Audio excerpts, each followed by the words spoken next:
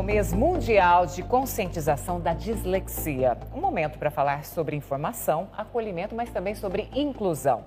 A dislexia afeta milhões de brasileiros e ainda é cercada por mitos, tem falta de informação e muitos desafios. Para entender melhor esse tema, é claro que nós vamos conversar com ela, que é especialista no assunto, Samantha Oliveira, e é sempre um prazer estar em sua companhia. Você está em casa, a Samantha, que é neuropsicopedagoga e é especialista em educação inclusiva. Oi, bom dia você em casa. É uma honra estar aqui novamente. É minha casa já, né? E esse mês é um mês muito importante para essa conscientização sobre a dislexia.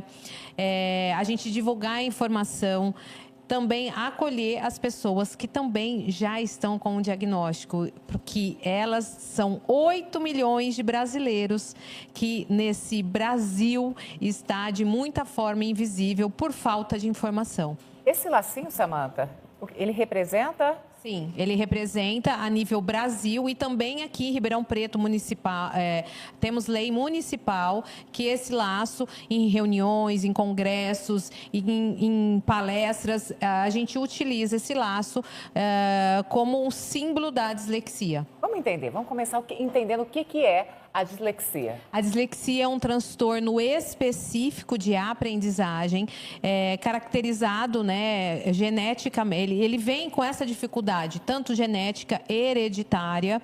E o que acontece com a dislexia? O processo no cérebro, onde processa a linguagem, decodificar e codificar som, letra, grafema, fonema, ele tem uma dificuldade e isso é persistente. Então, quando a criança está exposta à alfabetização, ela começa a ter uma dificuldade em aprender algo, né? E essas dificuldades são persistentes. Elas são persistentes. Por isso que a gente tem que entender bem.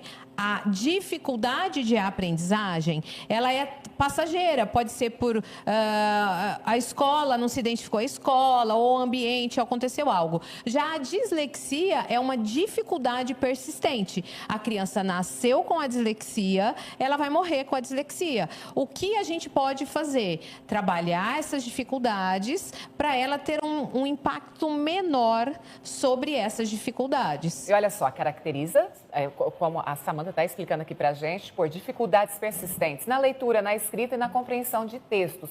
E indivíduos com dislexia, explica para a gente. Na verdade, o processo de diagnóstico, para a gente chegar ao diagnóstico de dislexia, ele é feito por exclusão. E uma das exclusões, a primeira, a criança tem que ter uma inteligência normal ou acima da média, na grande maioria, tá? Porque se ela não tem uma inteligência preservada, a gente já desconsidera a dislexia. A gente já pode olhar para um outro caminho, ser um outro tipo de transtorno do neurodesenvolvimento. E olha só, são inteligentes e processam informações de maneiras diferenciadas, sim, Samantha. É por isso que a gente tem, na escola, a gente tem que entender se essa criança não está aprendendo devidamente nas formas de exposição, a gente indica muito essa criança aprender com um método multissensorial. O que seria isso? De várias maneiras. Aprendendo, fazendo, olha, essas vídeos. Informações vão ao encontro do que a Patrícia também estava aqui explicando com a gente. Né? Foi o que eu achei ótimo, né? Porque toda a aprendizagem da criança com dislexia, como ela processa a informação de forma diferenciada, a gente tem que ensinar essa criança, esse adolescente ou esse adulto, porque ele também na faculdade vai ter que ter um aprendizado diferente, de uma forma que ele compreenda melhor essa informação.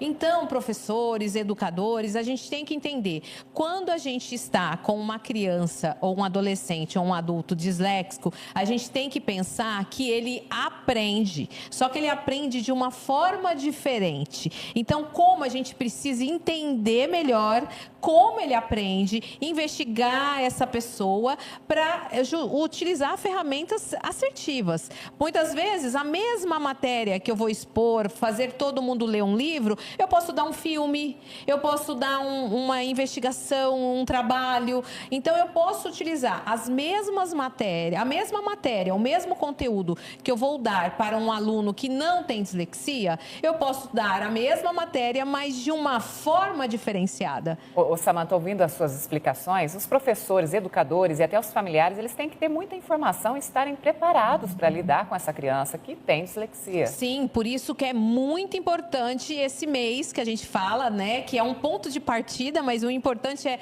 a gente toda hora, todos os meses, falar sobre a dislexia. O ambiente educacional tem que estar principalmente informado para muitas vezes ajudar essa família, porque na maioria das vezes a gente já falou que a dislexia pode ser genética ou hereditária. Então isso pode vir do pai que também teve algum problema, da mãe, do avô. E muitas vezes a pessoa nem sabe. Não, muitas vezes não, porque foi tão assim difícil.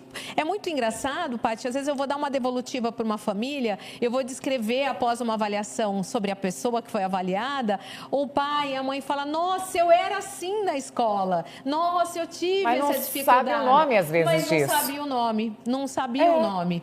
E antigamente a gente tem muita diferença, porque a gente fala das janelas do desenvolvimento, né? Quanto mais cedo essa criança foi exposta às brincadeiras, a movimentação das brincadeiras antigas, a gente tinha mais irrigação nesse cérebro. Então, às vezes, o impacto que chegava na hora da alfabetização, que aparece a dislexia realmente na alfabetização, era menor. Então, ia passando. Mas hoje, infelizmente, a brincadeira está menos, né?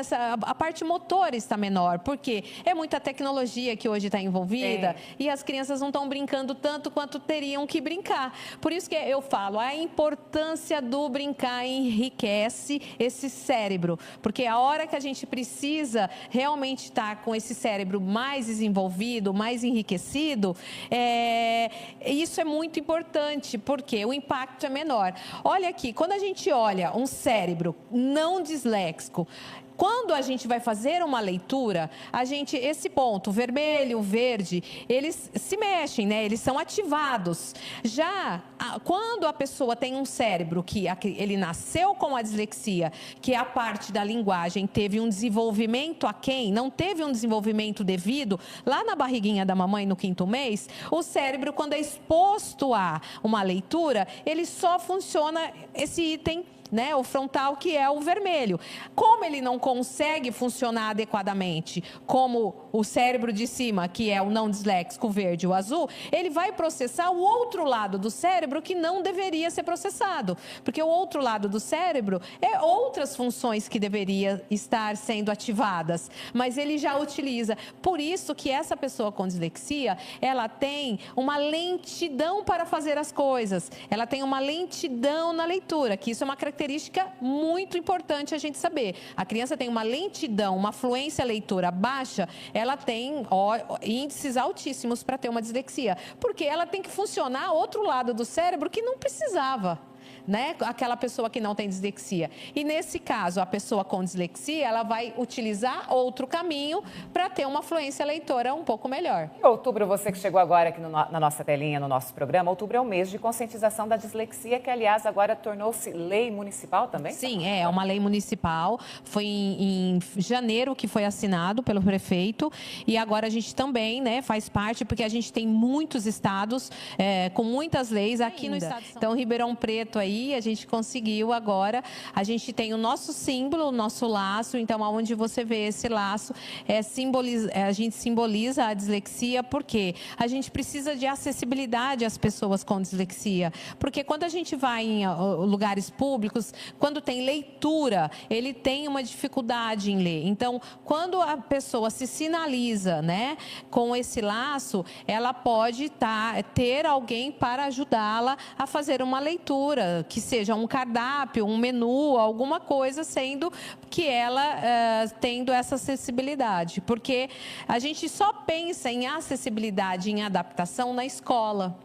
Mas a gente tem que pensar também no mercado de trabalho, na sociedade. É uma coisa tão esquecida. Nas relações interpessoais, e tudo, tão gente. falada, sim, né? E eu falo, o disléxico tem que ter o bom humor. Porque às vezes vai ler, vai errar e tá tudo bem. E tá tudo bem. Adorei te receber aqui. É sempre tão bom quando você está por aqui. Eu adoro estar aqui, né? Eu adoro mesmo. Obrigada pelo convite. Obrigada pelo espaço em falar de tantos temas, né? Quanto o meu, quanto da Paty agora aqui. Muito obrigada. Beijo para você e conhecimento é libertador, gente. É transformador. Nossa, gostei. Um beijo. Beijo.